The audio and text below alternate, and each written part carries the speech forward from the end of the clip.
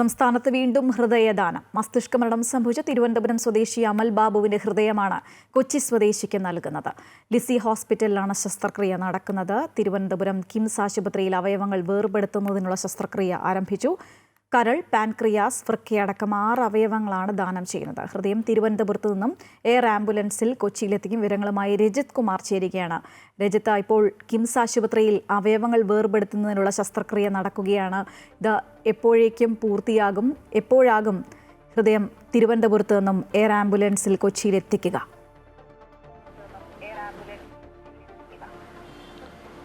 തിരുവനന്തപുരം മലയൻകീഴ് സ്വദേശിയായിട്ടുള്ള അമൽ ബാബുവിൻ്റെ ഹൃദയമാണ് ലിസി ആശുപത്രിയിലേക്ക് എത്തിക്കുന്നത്. അവിടെ ലിസി ആശുപത്രിയിൽ നേരത്തെ തന്നെ സർക്കാരിൻ്റെ ലിസ്റ്റ് പ്രകാരമുള്ള വ്യക്തിക്കാണ് ഈ ഹൃദയം മാറ്റിവെക്കുന്നത്. പ്രധാനമായും അമലിൻ്റെ ഹൃദയവും അതുപോലെ തന്നെ കരൾ, 2 വൃക്കകൾ, പാൻക്രിയാസ് എന്നിവയാണ് മറ്റ് ദാനം ചെയ്യുന്നതിനായി ബന്ധുക്കൾ സമ്മതിച്ചിട്ടുള്ളത്.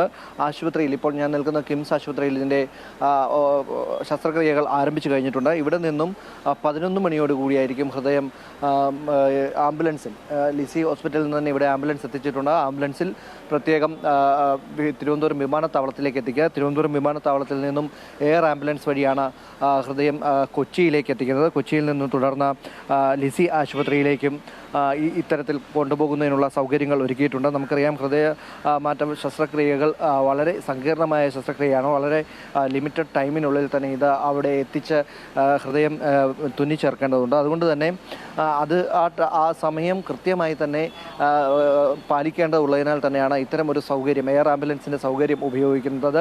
നമുക്കറിയാം, കൊച്ചി ലിസി ഹോസ്പിറ്റലിലേക്കാണ് ഇവിടെ നിന്നും ഹൃദയം എത്തിക്കുന്നത്.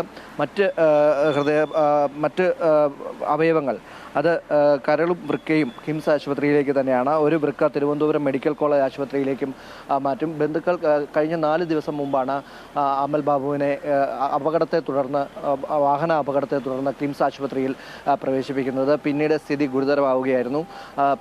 പിന്നീടാണ് ബന്ധുക്കളുമായി സംസാരിച്ചതിന് ശേഷമാണ് മസ്തിഷ്ക മരണം സംഭവിക്കുന്ന എത്തുന്ന സാഹചര്യത്തിൽ അവയവങ്ങൾ മാറ്റിവെക്കാനുള്ള അനുമതി ബന്ധുക്കൾ നൽകുന്നത്.